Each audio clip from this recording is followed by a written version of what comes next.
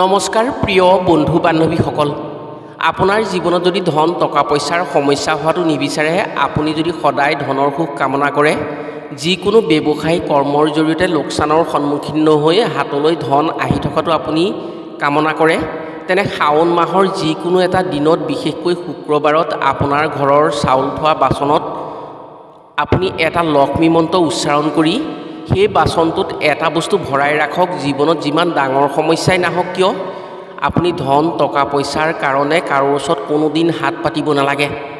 আপোনাৰ হাতত ধন খালী কেতিয়াও নহয়। শাওণ মাহত এই উপায় যিজনে কৰি ৰাখে, যিমান ধনহীন ব্যক্তি হ'লেও তেওঁ ঘৰত লক্ষ্মী বাস হৈ এদিন কোটিপতি হোৱাৰ সুযোগ আহে। শাস্ত্ৰ অনুসৰি শাওণ মাহত কৰা এই উপায়ৰ ফলত লক্ষ্মী দেৱী প্ৰসন্ন হয় আৰু জীৱনৰ পৰা ধনৰ অভাৱ দূৰ হয়। বহু মানুহে শাওণ মাহত এই উপায় কৰি উপকৃত হৈছে।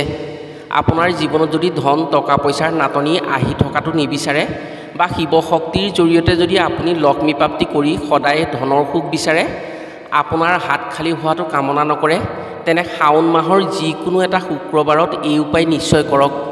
এই উপায়ৰ জৰিয়তে আপোনাৰ ঘৰত দুখ দৰিদ্ৰতা নাইকিয়া হ'ব, জীৱনত ধন টকা পইচাৰে সমৃদ্ধিশালী হ'ব পাৰিব।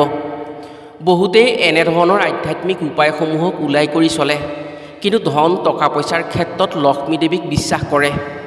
যদি আপুনি জীৱনত আধ্যাত্মিকতা বিশ্বাস কৰি সময় অনুসৰি আধ্যাত্মিকতাৰ জৰিয়তে শাস্ত্ৰসন্মত কিছুমান সৰু সৰু উপায় কৰি ৰাখিব পাৰে, তেনে আপোনাৰ ঘৰতেই স্বৰ্গসুখ লাভ কৰিব পাৰে। আপুনি হয়তো দেখিছে, কিছু সংখ্যক মানুহে কষ্ট নকৰাকৈ হাতলৈ ধন টকা পইচা আহি সুখ শান্তিৰে জীৱন অতিবাহিত কৰে। ভাগ্যই তেওঁলোকক আচৰিত ধৰণেৰে সহায় কৰি তেওঁলোকৰ মনৰ কামনা পূৰ্ণ কৰাত সহায় কৰে। তেওঁলোকে বিভিন্ন দিশত খুব কম কষ্টতে সুযোগ সুবিধা পায়। তেওঁলোকৰ এনে সুখ দেখি আন কিছুমানৰ ঈৰ্ষা হয়। এনে সুখৰ গৰাকী কিয় হয় জানেনে? মাত্ৰ আধ্যাত্মিকতাৰ ওপৰত বিশ্বাস কৰি তেওঁলোকে সময় অনুসৰি কিছুমান কাম কৰি ৰাখে। সেয়েহে তেওঁলোকক ভাগ্যই সহায় কৰে, জীৱনত যেনেকৈ সুখ বিচাৰে তেনেকৈ সুখী হ'ব পাৰে। আজিৰ ভিডিঅ'ত আমি আপোনাক জনাম, শাওণ মাহত মাতা লক্ষ্মীৰ বাবে কি মন্ত্ৰ উচ্চাৰণ কৰি কি উপায় ঘৰত কৰি ৰাখিব পাৰিলে স্বয়ং মহাদেৱ আৰু মাতা লক্ষ্মীৰ কৃপাত দৰিদ্ৰতা দূৰ হয় আৰু জীৱনত যেনেকৈ ধনৰ সুখ বিচাৰে তেনেকৈ ধনৰ সুখী হ'ব পাৰে। গতিকে আপুনি যদি সদায় ধনৰ সুখ বিচাৰে বা ধনৰ সুখী হৈ থাকিব বিচাৰে, জীৱনত ধন টকা পইচাৰে সমৃদ্ধিশালী হ'ব বিচাৰে, তেনে আজিৰ ভিডিঅ'টো আপোনাৰ বাবে অতি গুৰুত্বপূৰ্ণ ভিডিঅ'। আজিৰ ভিডিঅ'টো সম্পূৰ্ণকৈ যদি আপুনি চাই শাওণ মাহৰ যিকোনো এটা শুক্ৰবাৰত এই সৰু কামটো কৰি ৰাখিব পাৰে, তেনে নিজৰ দৰিদ্ৰতা দূৰ কৰি সুখ শান্তি লাভ কৰি নিশ্চয় উপকৃত হ'ব পাৰিব। প্ৰিয় বন্ধু বান্ধৱীসকল, কথাসমূহ কোৱাৰ আগতেই আপোনাক এটি সৰু অনুৰোধ জনাওঁ। ভিডিঅ'টো যদি ভাল পায় তেনে এটা লাইক কৰাৰ লগতে কমেণ্ট বক্সত জয় মা লক্ষ্মী বা হৰ হৰ মহাদেৱ বুলি লিখিবলৈ কেতিয়াও নাপাহৰিব। আৰু যদি আমাৰ চেনেললৈ প্ৰথম আহিছে, তেনে চেনেলটো ছাবস্ক্ৰাইব কৰাৰ লগতে অন্য 10জনে উপকৃত হোৱাকৈ ভিডিঅ'টো শ্বেয়াৰ কৰিবলৈ অনুৰোধ জনালোঁ। মাতা লক্ষ্মী হৈছে ধন সম্পদৰ অধিকাৰিণী দেৱী। তেওঁ যাৰ প্ৰতি সন্তুষ্ট থাকে, তেওঁৰ জীৱনত কেতিয়াও ধন টকা পইচাৰ অভাৱ অনাটন নহয়। শাওণ মাহটো হৈছে মহাদেৱৰ মাহ আৰু এই মাহত লক্ষ্মী দেৱীৰো পুনৰ উদ্ধাৰ হৈছিল। এই শাওণ মাহতেই দেৱতা আৰু দানৱে সমুদ্ৰ মন্থন কৰিছিল। যেতিয়া দেৱতা আৰু দানৱে মিলি সমুদ্ৰ মন্থন কৰিছিল, তেতিয়া লক্ষ্মী দেৱীৰ পুনৰ উদ্ধাৰ হৈছিল। সমুদ্ৰৰ গৰ্ভৰ পৰা লক্ষ্মী দেৱীক উদ্ধাৰ কৰিছিল। সেয়েহে শাওণ মাহত যদি মহাদেৱৰ লগতে মাতা লক্ষ্মীৰ নামত শাওণ মাহত কিছুমান উপায় কৰা হয়, তেনে মাতা লক্ষ্মী অতি প্ৰসন্ন হয়। শাস্ত্ৰ অনুসৰি মাতা লক্ষ্মীৰ কৃপা যাৰ ওপৰত পৰে তেওঁৰ সৌভাগ্য উদয় হয়, জীৱনত একো বস্তুৰে অভাৱ অনাটনত পৰিব লগা নহয়। শাওণ মাহত যিকোনো এটা দিনত যদি আজিৰ ভিডিঅ'ত কোৱা উপায়টো আপুনি কৰি ৰাখিব পাৰে, তেনে আপোনাৰ ক্ষেত্ৰতো কোনোদিন অভাৱ অনাটনত পৰিব লগা নহ'ব। আপুনি মই সকলোৱে হয়তো কামনা কৰোঁ, আমাৰ জীৱনত যাতে কেতিয়াও একো বস্তুৰে অভাৱ অনাটন নাহক, বিশেষকৈ ধন টকা পইচাৰ ক্ষেত্ৰত যাতে আনৰ ওচৰত হাত পাতিবলগীয়া নহওক। সেয়েহে প্ৰত্যেক ব্যক্তিয়েই লক্ষ্মী দেৱীৰ কৃপা বিচাৰে। সেয়েহে বহু মানুহে মাতা লক্ষ্মীৰ কৃপা পাবৰ বাবে বিভিন্ন পূজা ব্ৰত আদি কৰা দেখিবলৈ পোৱা যায়, যাতে মাতা লক্ষ্মীৰ পৰম কৃপাত তেওঁলোকৰ জীৱনত সকলো বস্তুৰ অভাৱ অনাটন দূৰ হয়। আজিৰ ভিডিঅ'ত ক'বলৈ ওলোৱা উপায়টো ইমানেই চমৎকাৰী উপায়, যদি শুদ্ধভাৱে লক্ষ্মী মন্ত্ৰ ফাঁকি উচ্চাৰণ কৰি শাওণ মাহৰ যিকোনো এটা শুক্ৰবাৰে সম্পূৰ্ণ শুদ্ধভাৱে আপুনি এই বিশেষ বস্তুটো আপোনাৰ ঘৰৰ ৰান্ধনি ঘৰত থকা চাউলৰ বাচনত ৰাখিব পাৰে, তেনে আপোনাৰ জীৱনত কোনোদিন ধনৰ নাটনি নহয়, অভাৱ অনাটনত পৰিব লগা নহয়। লক্ষ্মী দেৱীয়ে আপোনাৰ ঘৰত বাস কৰিব আৰু আপোনাৰ ঘৰখনে সম্পূৰ্ণ মাতা লক্ষ্মীৰ কৃপা পাব। উপায়টো কৰাৰ কিছুদিনৰ পাছতেই আপোনাৰ ঘৰলৈ ধনৰ সোঁত বব। আপোনাৰ জীৱনৰ যিকোনো সমস্যা শিৱক সন্তুষ্ট কৰি সেই সমস্যাৰ পৰা মুক্ত হ'ব পাৰে। শিৱ শক্তি হৈছে বিশ্বব্ৰহ্মাণ্ডৰ সৰ্বোচ্চ শক্তি। আপুনি যদি শাওণ মাহৰ যিকোনো এটা শুক্ৰবাৰত শিৱ মন্দিৰলৈ গৈ বা ঘৰতে শিৱলিংগ আছে তেনে তাত এবিধ যদি ফলৰ ৰস অৰ্পণ কৰিব পাৰে তেনে আপোনাৰ ঘৰৰ পৰা দৰিদ্ৰতা একেবাৰে নাইকিয়া হ'ব। সেই ফলৰ ৰস যদি শিৱলিংগত দিয়া হয় শিৱ সোনকালে সন্তুষ্ট হয় আৰু সেইখন ঘৰত লক্ষ্মী প্ৰাপ্তি হয়। মাতা লক্ষ্মী আৰু ধন কুবেৰৰ পৰম কৃপা লাভ কৰিব সেইখন ঘৰে, যাৰ ফলত তেওঁৰ ঘৰত দুখ দৰিদ্ৰতা নাইকিয়া হ'ব। ধন কুবেৰে শিৱক সন্তুষ্ট কৰিয়েই লক্ষ্মী প্ৰাপ্তি কৰিছিল আৰু শিৱৰ বৰতেই ধন কুবেৰে ধনৰ অধিকাৰী হৈছিল। আপুনি হয়তো নিশ্চয় ভাবিছে শিৱলিংগত পূজা কৰিলে কেনেকৈ লক্ষ্মী প্ৰাপ্তি হ'ব পাৰে। মহাদেৱ হৈছে ভগৱানৰো ভগৱান, দেৱতাৰো দেৱতা। সকলো দেৱী দেৱতাই মহাদেৱক পূজা প্ৰাৰ্থনা কৰে। যদি আপুনি শাওণ মাহৰ যিকোনো এটা শুক্ৰবাৰত মহাদেৱৰ চৰণলৈ গৈ মহাদেৱৰ লিংগত ডালিমৰ ৰস অৰ্পণ কৰিব পাৰে তেনে ভগৱান মহাদেৱৰ লগতে মাতা লক্ষ্মী আৰু ধনৰ অধিকাৰী দেৱতা ধন কুবেৰ অতি প্ৰসন্ন হয়, যাৰ ফলত সেই ব্যক্তিৰ জীৱনত ধন টকা পইচাৰ আগমন হয় আৰু সেই ব্যক্তিৰ জীৱনৰ পৰা দৰিদ্ৰতা নাইকিয়া হৈ ধন টকা পইচাৰে সমৃদ্ধিশালী হয়।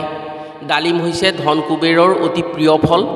এই ফলৰ ৰস দি যদি আপুনি শিৱলিংগত পূজা প্ৰাৰ্থনা কৰিব পাৰে শাওণ মাহত তেনে ধন কুবেৰ আপোনাৰ প্ৰতি সন্তুষ্ট হ'ব। মহাদেৱৰ দ্বাৰা ধন কুবেৰৰ শক্তিয়ে আপোনাৰ ঘৰখন ধন টকা পইচাৰ ক্ষেত্ৰত সমৃদ্ধিশালী কৰিব পাৰিব। ভগৱান বিষ্ণুৰ বৰ অনুসৰি যিকোনো ব্যক্তিৰ জীৱনত যদি ধন টকা পইচাৰ অভাৱ অনাটন দূৰ কৰিব বিচাৰে তেওঁ অন্য একো পূজা প্ৰাৰ্থনা নকৰি যদি প্ৰতিদিনে তুলসী গছত জল অৰ্পণ কৰি সন্ধিয়া তুলসীৰ তলত চাকি বন্তি জ্বলাই পূজা প্ৰাৰ্থনা কৰিব পাৰে তেনে সেইখন ঘৰত কেতিয়াও দুখ দৰিদ্ৰতা নাথাকে। সেই ব্যক্তিৰ জীৱনত সদায় ধন আহে আৰু সেই ব্যক্তিৰ জীৱনত সদায় লক্ষ্মী দেৱীৰ কৃপা পৰে। তুলসী হৈছে মাতা লক্ষ্মীৰ অংশে সৃষ্টি হোৱা দেৱী। ভগৱান বিষ্ণুৰ শাপত তুলসী গছলৈ ৰূপান্তৰিত হৈছিল।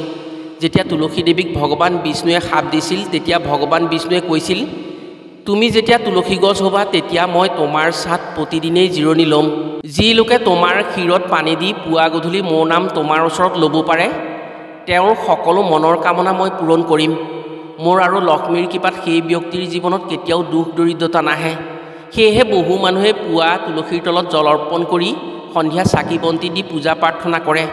আপোনাৰ জীৱনতো যদি ধনৰ সমস্যা হৈ থাকে বা ধাৰ ঋণৰ সমস্যাত পৰি কষ্ট পাই থাকে তেনে প্ৰতিদিনেই তুলসী গছত পানী দি সন্ধিয়া চাকি বন্তি জ্বলাই আপুনি প্ৰমাণ চাব পাৰে। খুব কম দিনৰ ভিতৰত আপোনাৰ জীৱনৰ পৰা অভাৱ অনাটনৰ লগতে দুখ দৰিদ্ৰতাৰ অন্ত হৈ বেমাৰ ব্যাধিৰ সমস্যাৰ পৰা মুক্ত হ'ব পাৰিব। যদি আপোনাৰ জীৱনত ধন টকা পইচাৰ নাটনি হৈছে, বহু কষ্ট কৰাৰ পাছতো আপোনাৰ জীৱনৰ সমস্যাসমূহ আপুনি সমাধান কৰিব পৰা নাই, ধন টকা পইচাৰ দিশটো আপুনি টনকিয়াল কৰিব পৰা নাই, তেনে শাওণ মাহৰ যিকোনো এটা শুক্ৰবাৰে আপুনি পুৱা সোনকালে উঠি সূৰ্য উদয়ৰ লগে লগে সূৰ্যদেৱক জল অৰ্পণ কৰি তুলসী গছত জল অৰ্পণ কৰক।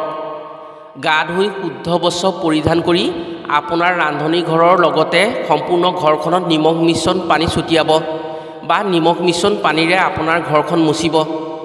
সেইদিনা ঘৰত কোনো ধৰণৰ আমিষ আহাৰ গ্ৰহণ নকৰিব। সন্ধিয়া ভক্তিভাৱেৰে তুলসীৰ তলত এগছি বন্তি জ্বলাই পূজা প্ৰাৰ্থনা কৰি এটা শুকান তামোল এখন ৰঙা কাপোৰেৰে 7 পাক মেৰাই লক্ষ্মী দেৱীৰ এটা মন্ত্ৰ আপুনি প্ৰতি পাকতে উচ্চাৰণ কৰিব। আপুনি প্ৰতি পাকতে উচ্চাৰণ কৰোঁতে আপুনি 7 পাকত 7 বাৰ উচ্চাৰণ কৰিব আৰু সেই বস্তুটো ভগৱান বিষ্ণু নাম লৈ আপুনি আপোনাৰ ঘৰলৈ লৈ আহিব। লৈ আহি আপুনি সেই বস্তুটো আপোনাৰ ঘৰৰ ৰান্ধনি ঘৰত য'ত চাউল থয় চাউলৰ বাচনত চাউলৰ মাজত সেই বস্তুটো অৰ্থাৎ যিটো টোপোলা কৰিছিল সেই টোপোলাটো পুতি ৰাখিব। যদি আপুনি শাওণ মাহৰ যিকোনো শুক্ৰবাৰত এই কামটো কৰিব পাৰে তেনে আপোনাৰ ঘৰত কোনোদিনেই ধন টকা পইচাৰ অভাৱ অনাটন নহয়। লোকবিশ্বাস অনুসৰি সেইখন ঘৰত মাতা লক্ষ্মীৰ বাস হয়। কোনোদিন সেইখন ঘৰত অভাৱ অনাটনে দেখা দিব নোৱাৰে। মন্ত্ৰটি হৈছে ওম লক্ষ্মীনাৰায়ণেই নমঃ, ওম ধনলক্ষ্মীয়ে নমঃ, ওম লক্ষ্মীনাৰায়ণে নমঃ, ওম ধনলক্ষ্মীয়ে নমঃ। এনেকৈ যদি আপুনি শাওণ মাহৰ যিকোনো এটা শুক্ৰবাৰত কৰিব পাৰে তেনে আপোনাৰ জীৱনৰ পৰা দৰিদ্ৰতা একেবাৰে নাইকিয়া হ'ব। শাস্ত্ৰ অনুসৰি যদি কোনো মহিলাই প্ৰতিদিনে গা ধুই এই চমৎকাৰী মন্ত্ৰটি এবাৰ হ'লেও উচ্চাৰণ কৰে তেনে সেই মহিলাৰ স্বামী ধনৱান হয়, সকলো ক্ষেত্ৰতে সফলতা পায় সেই স্বামীয়ে আৰু জীৱনত সুখী হ'ব পাৰে। আপুনি বিশ্বাস কৰক বা নকৰক, যদি আপুনি এই উপায়টো শাওণ মাহৰ শুক্ৰবাৰত কৰি ৰাখিব পাৰে তেনে আপোনাৰ ক্ষেত্ৰত ধনৰ সুখ সদায় থাকিব। কোনোদিন আপুনি ধন টকা পইচাৰ ক্ষেত্ৰত অসুখী হ'ব নোৱাৰে। প্ৰিয় বন্ধু বান্ধৱীসকল, শাওণ মাহত যদি আপুনি এইকেইটা কাম কৰি থ'ব পাৰে তেনে আপোনাৰ ক্ষেত্ৰত ধন টকা পইচাৰ অভাৱ অনাটন নোহোৱাৰ লগতে আপোনাৰ ঘৰত যি অপায় অমংগল বা অঘটন চলি থাকে সেই অঘটনসমূহৰ পৰা মুক্ত হ'ব পাৰিব। শিৱ শক্তিৰ দ্বাৰা আপোনাৰ ঘৰখন সুৰক্ষিত হৈ থাকিব, যাৰ ফলত আপোনাৰ ঘৰখনত সুখৰ নিজৰা বব। আশা কৰিছোঁ আজিৰ ভিডিঅ'ত কোৱা কামসমূহ যদি আপুনি শাওণ মাহত শুদ্ধভাৱে কৰিব পাৰে তেনে আপোনাৰ ক্ষেত্ৰত দুখ দৰিদ্ৰতা দূৰ হৈ নিশ্চয় সুখী হ'ব পাৰিব।